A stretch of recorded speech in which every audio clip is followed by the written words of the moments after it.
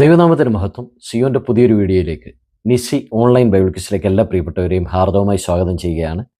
എല്ലാവർക്കും സുഖമെന്ന് വിശ്വസിക്കുന്നു. നേരത്തെ പറഞ്ഞതുപോലെ തന്നെ ഈ ചാനലിലായിരിക്കും ഇനിയുള്ള ബൈബിൾ ക്വിസ് നമ്മൾ നടത്തുക. അതുകൊണ്ട് എല്ലാവരും ഈ ചാനൽ സബ്സ്ക്രൈബ് ചെയ്യുക. ഒരുപക്ഷെ സബ്സ്ക്രൈബ് ചെയ്തില്ല എങ്കിൽ നിങ്ങൾക്ക് വീഡിയോ തക്ക സമയത്ത് ലഭിച്ചു എന്ന് വരികയില്ല. അതുകൊണ്ട് നിങ്ങൾ സബ്സ്ക്രൈബ് ചെയ്യുക. താഴെ കാണുന്ന ബെൽ ബട്ടണും കൂടെ ഒന്ന് പ്രസ് ചെയ്ത് കഴിഞ്ഞാൽ ഓട്ടോമാറ്റിക്കായിട്ട് നിങ്ങൾക്ക് വീഡിയോ അപ്ലോഡ് ചെയ്യുമ്പോൾ തന്നെ അതിൻ്റെ നോട്ടിഫിക്കേഷൻ വരികയും നിങ്ങൾക്ക് പങ്കെടുക്കുകയും ചെയ്യാം. ആദ്യമായിട്ടാണ് നിങ്ങൾ ഈ ചാനൽ കാണുന്നതെങ്കിൽ സബ്സ്ക്രൈബ് ചെയ്യാൻ മറക്കരുത്. അതുപോലെ തന്നെ എല്ലാ ഉത്തരങ്ങൾക്കും റഫറൻസ് ആവശ്യമാണ്. എല്ലാ ഉത്തരങ്ങളും ഒരുമിച്ച് തന്നെ അയയ്ക്കുക.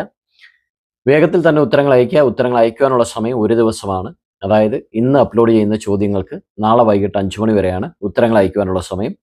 തിങ്കൾ വ്യാഴം ഈ 2 ദിവസങ്ങളിലായിരിക്കും നമ്മുടെ ചോദ്യങ്ങൾ അപ്ലോഡ് ചെയ്യുക. അപ്പോൾ എല്ലാവരും ആ കാര്യങ്ങൾ ശ്രദ്ധിച്ച് തന്നെ ഉത്തരങ്ങൾ അയയ്ക്കുക. വേഗത്തിൽ ചോദ്യങ്ങളിലേക്ക് പോകാം. ഇന്നത്തെ ചോദ്യം ലൂക്കോസ് 17 മുതൽ 24 വരെയാണ്. ആദ്യത്തെ ചോദ്യം ഇതാണ്: അബ്രഹാമിന്റെ മകനെന്ന് യേശു പറഞ്ഞത് ആരെക്കുറിച്ചാണ്? Option A Pathros, option B Lazar, option C സക്കായി. ചോദ്യം ഒരിക്കൽ കൂടി പറയാം. അബ്രഹാമിന്റെ മകനെന്ന് യേശു പറഞ്ഞത് ആരെക്കുറിച്ചാണ്? Option A Pathros, option B Lazar, option C സക്കായി. രണ്ടാമത്തെ ചോദ്യം ഇതാണ്: പത്രോസിനെ തീവട്ടത്തിനടുത്ത് ഇരിക്കുന്നത് കണ്ടത് ആരാണ്?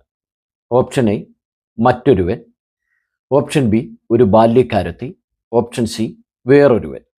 ചോദ്യം ഒരിക്കൽ കൂടി പറയാം. പത്രോസിനെ തീവട്ടത്തിനടുത്ത് ഇരിക്കുന്നത് കണ്ടത് ആരാണ്? ഓപ്ഷൻ എ മറ്റൊരുവൻ, ഓപ്ഷൻ ബി ഒരു ബാല്യക്കാരത്തി, option C വേറൊരുവൻ.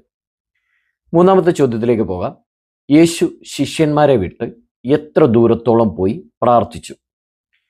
Option A 1 mile ദൂരം, ഓപ്ഷൻ ബി ഒരു കല്ലേറു ദൂരം, ഓപ്ഷൻ സി ഒരു അമ്പിൻപാട് ദൂരം. ചോദ്യം ഒരിക്കൽ കൂടി പറയാം. യേശു ശിഷ്യന്മാരെ വിട്ട് എത്ര ദൂരത്തോളം പോയി പ്രാർത്ഥിച്ചു? ഓപ്ഷൻ എ 1 മൈൽ ദൂരം, ഓപ്ഷൻ ബി ഒരു കല്ലേറു ദൂരം, ഓപ്ഷൻ സി ഒരു അമ്പിൻപാട് ദൂരം. നാലാമത്തെ ചോദ്യത്തിലേക്ക് പോകാം.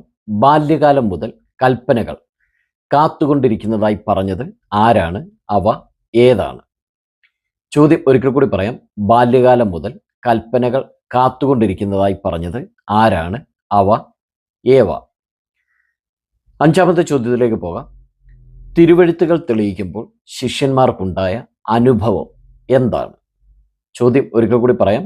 തിരുവെഴുത്തുകൾ തെളിയിക്കുമ്പോൾ ശിഷ്യന്മാർക്കുണ്ടായ അനുഭവം എന്താണ്?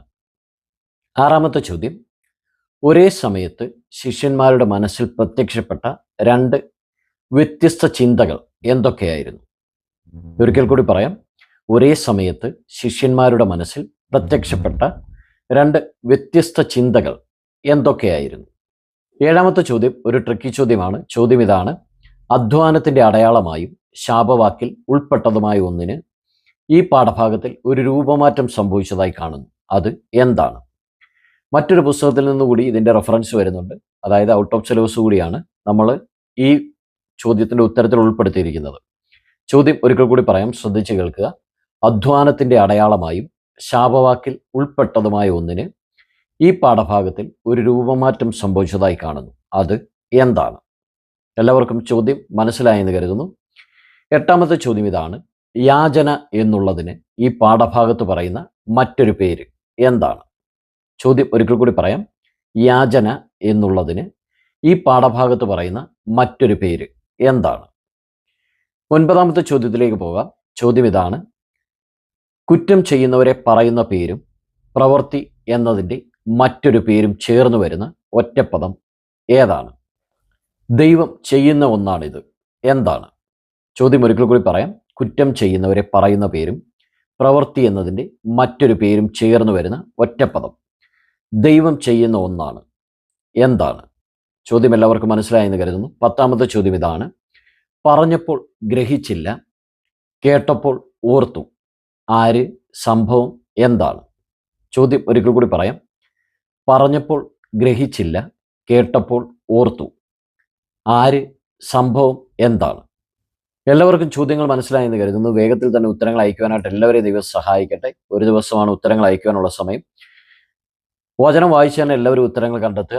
അതിനായിട്ട് ദൈവം എല്ലാവരെയും സഹായിക്കട്ടെ. പുതിയൊരു വീഡിയോയിൽ കാണും വരെയും കർത്താവിൻ്റെ ചിറകടിയിൽ നമ്മെ മറയ്ക്കുമാറാകട്ടെ. ആമേൻ.